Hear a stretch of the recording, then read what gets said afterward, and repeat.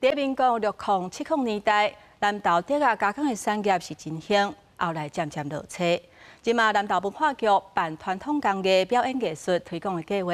展示变竹仔的工艺，也有相关的作品，而且嘛邀请专家来分享安怎用竹仔做器皿、做杯仔。 归乡接触厝内原本要关的竹工厂，也成功转型的青年林家宏，向民众分享以安怎把循环经济当作目标，研发做出环保器皿、茶杯仔这的生活用品，推动传统竹工艺走向现代永续的过程。林家宏指出，亲像过去互人当作废料的贵竹的木，拄好是适合做茶杯仔的材料。 少年仔因伫生活中会当较用到的物件，像器皿啊，也是像这款杯啊，竹仔是一个做永续的素材，所以我感觉讲，若是未来嘛，有够侪少年仔的设计师，因若是会当用这种永续的素材来做设计产品的话，我感觉对环境嘛是会做好的帮助。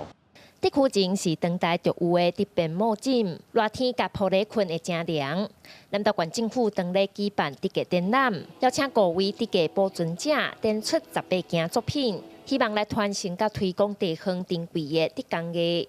像刘兴哲老师呢，他是非常着重在一个繁复的一个编织。那林秀凤老师呢，他是把这个竹编的一个相关的一个 DNA 的一个元素呢，去把它慢慢的一个把它梳理出来。南投县府文化局表示，除了展览，也有一直办理研习，希望保存甲传承竹工艺相关技法。也若即届的竹个展览会展到11月份。 也会办竹编竹雕手作活动，让民众来体验。记者辛欣怡南投报道。